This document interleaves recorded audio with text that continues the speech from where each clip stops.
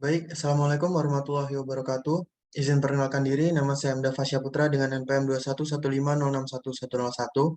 Jadi, pada video kali ini saya akan mensimulasikan tentang thread dan proses untuk memenuhi tugas akhir praktikum 1 dari praktikum sistem operasi. Jadi, untuk kode program yang pertama akan saya jalankan adalah kode program thread 1. Pertama, tinggal di copy dari modul. Setelah itu masuk ke CPU simulator.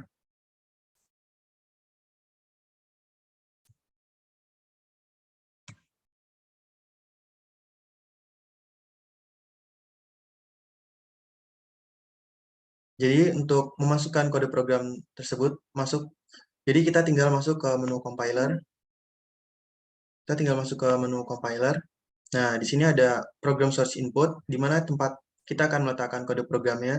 Lalu di sini ada compiler progress, di mana akan menunjukkan progress dari saat compile kode tersebut, dan di sini ada program kode output yang akan menampilkan output dari kode program yang di-compile tersebut.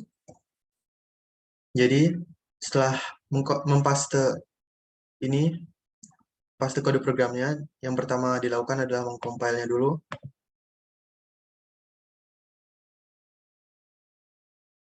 Nah, setelah selesai dia akan masuk ke program kode output, lalu di load in memory. Saya lihat ada notifikasi di mana kode successfully load in memory. Nah, setelah masuk ke sini, kita bisa masuk ke menu OS 0, di mana di sini sudah terdapat program list test 1. Jadi jangan lupa untuk diubah ke round robin dengan 10 ticks dan kecepatan maksimal. Lalu create new process. Setelah di create new process, dia akan masuk ke ready process, yang mana tinggal kita start. Untuk melihat output dari program tersebut bisa di sini. Nah, di sini output yang terlihat adalah in main dan in thread 2. Itu dikarenakan pada source code program pertama ini, dia pertama akan memanggil thread 2, lalu dia akan menulis in main. Jadi dia akan menulis in main. Nah, dia memanggil thread 2 ini, di dalam subthread 2 ini dia akan menulis in thread 2. Jadi pada baris pertama outputnya dia akan in main, lalu baris kedua dia akan in thread 2. Di sini ada write in thread 1 tidak ditampilkan di output dikarenakan pada kode program ini tidak ada untuk memanggil thread 1, hanya ada untuk memanggil thread 2. Mungkin selesai untuk percobaan pada kode pertama. Jadi di clear. Lalu di sini untuk menghentikan proses yang sedang berlangsung bisa di kill. Nah, jadi untuk kode program yang kedua adalah ini.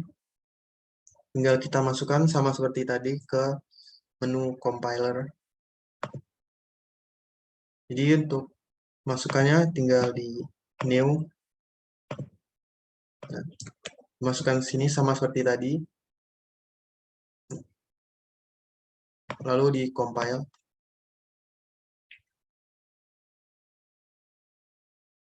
Setelah selesai, akan muncul pada program kode outputnya sama seperti tadi, lalu di load in memory. Saya lihat ada notifikasi code successfully load in memory. Setelah itu masuk ke OS simulator.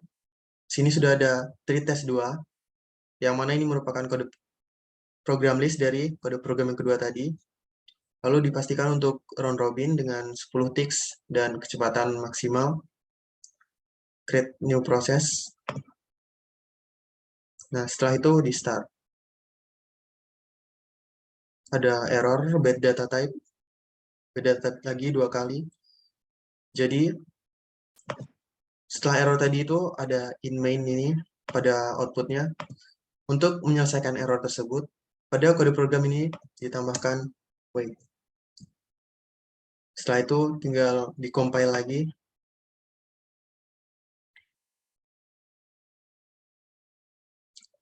Setelah selesai sama seperti tadi, dia akan masuk ke program kode output, lalu tinggal di load in memory. Seperti tadi ada notif code successfully load in memory. Oke, dan masuk ke menu OS simulator. Ini tadi untuk kode program pertama, ini kode program kedua yang error tadi, dan ini untuk yang baru. Jadi tinggal di create new process, dan dipastikan lagi untuk round robin dengan 10 ticks dan kecepatan maksimal, dan di start. Jadi bisa dilihat tidak ada error seperti tadi setelah ditambahkan wait. Dan untuk outputnya sendiri, dia akan menuliskan in main, lalu in thread 2, dan terakhir in thread 1. Oh ya, untuk ini bisa dilihat prosesnya pada menu views, lalu view process list, dan di process tree.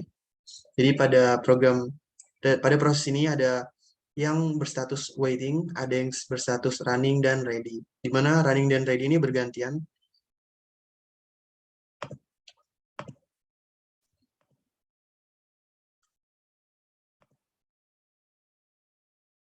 Nah, setelah selesai kita bisa menghentikan program ini dengan menekan kill.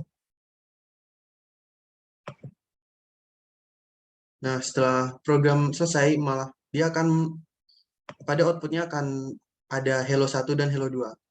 Jadi hal ini disebabkan karena pada kode program yang kedua ini kita menambahkan wait, yang mana dia akan mengeksekusi write S1 dan S2 ini setelah kode program berhenti. Jadi untuk in main ini untuk kode program ini yang pertama dia akan memanggil thread 2, lalu dia akan menulis in main yang ini, in main ini, dan pada subthread 2 dia akan memanggil thread 1 dan dia akan menulis in thread 2.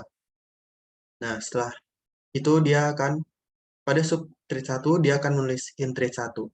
Nah, setelah ini ada wait yang mana dia akan menunggu program selesai dijalankan dan dia baru akan menulis S1 yang mana S1 merupakan hello 1 dan dia akan menulis S2 yang mana S2 adalah ini hello 2. Jadi pada outputnya bisa dilihat ada in main, lalu in thread 2, in thread 1, dan hello 1, lalu hello 2. Baik, mungkin sekian yang dapat saya sampaikan. Kurang dan lebihnya saya mohon maaf. Saya akhiri. Wassalamualaikum warahmatullahi wabarakatuh.